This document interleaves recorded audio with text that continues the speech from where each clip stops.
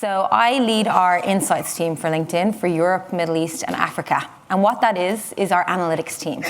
So me and my team of absolute rock stars work with our LinkedIn data set in a couple of different ways. We work directly with clients to help them to solve their challenges that they're facing and to build strategies. We work to build scalable tools that our teams can use. And we work externally on a lot of thought leadership and what's happening in the marketplace with organizations like the World Economic Forum, with consultancies, with research arms, and we work on what's happening in the market to try and build out a vision of what's happening in the future of work. And what I'm here today to talk to you about is what we see as the era of talent intelligence.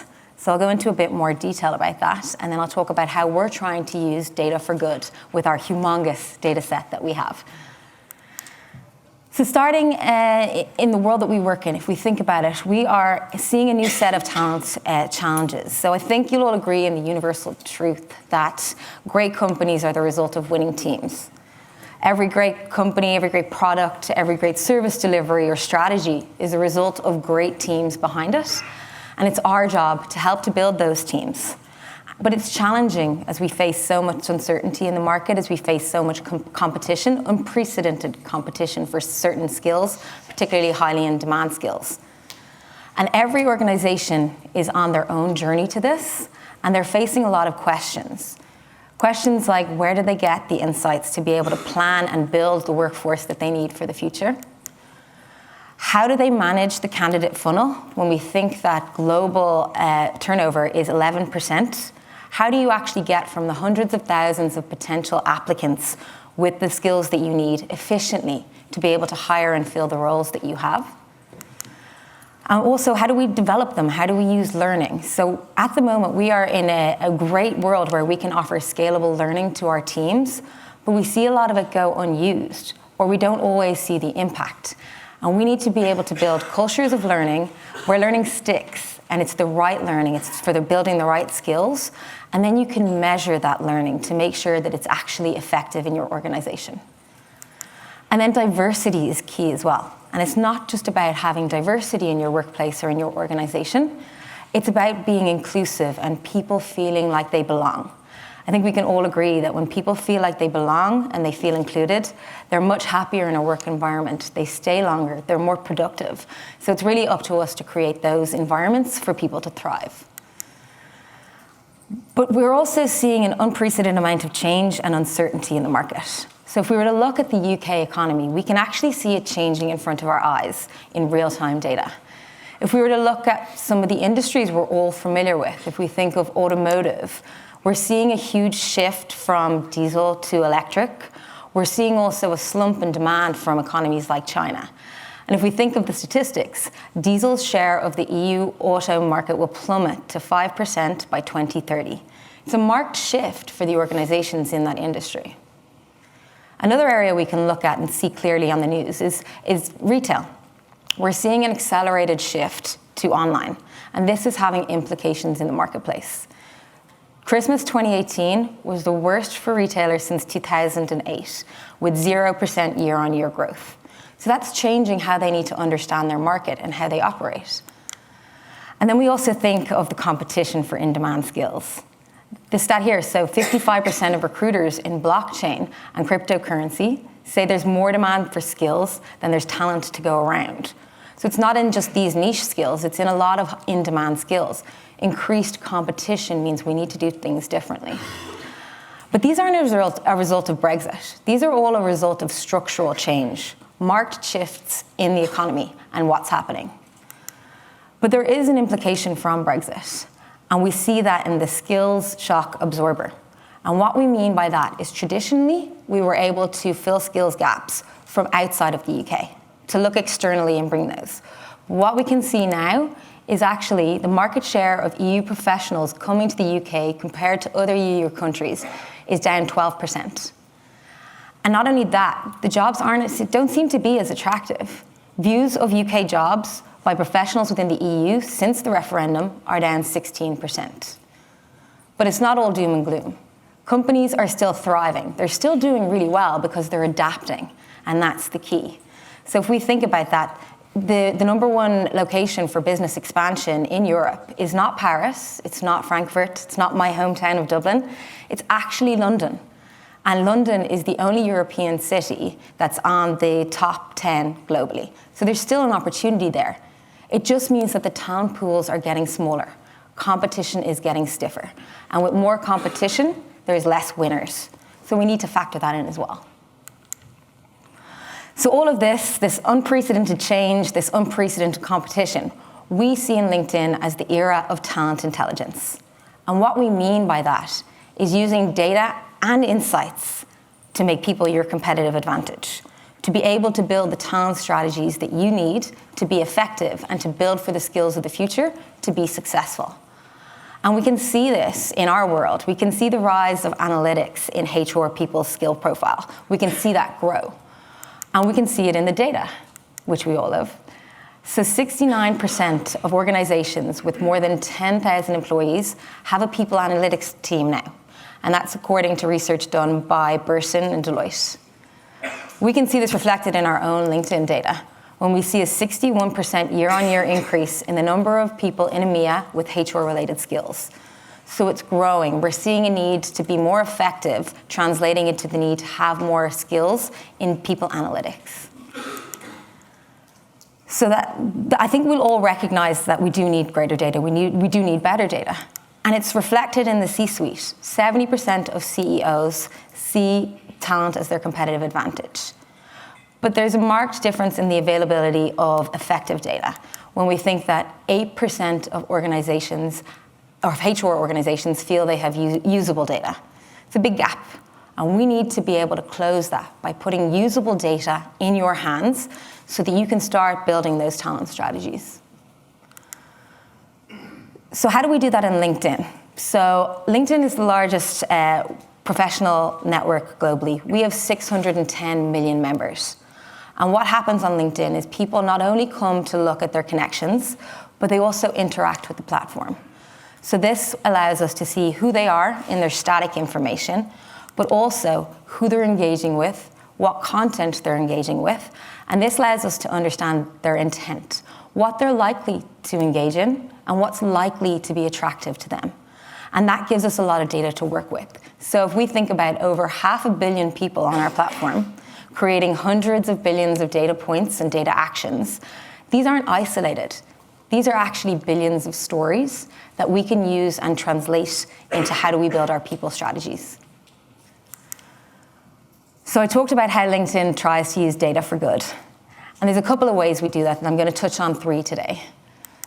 So we do this through our economic graph. LinkedIn people always talk about our economic graph, mostly because we're really inspired by it.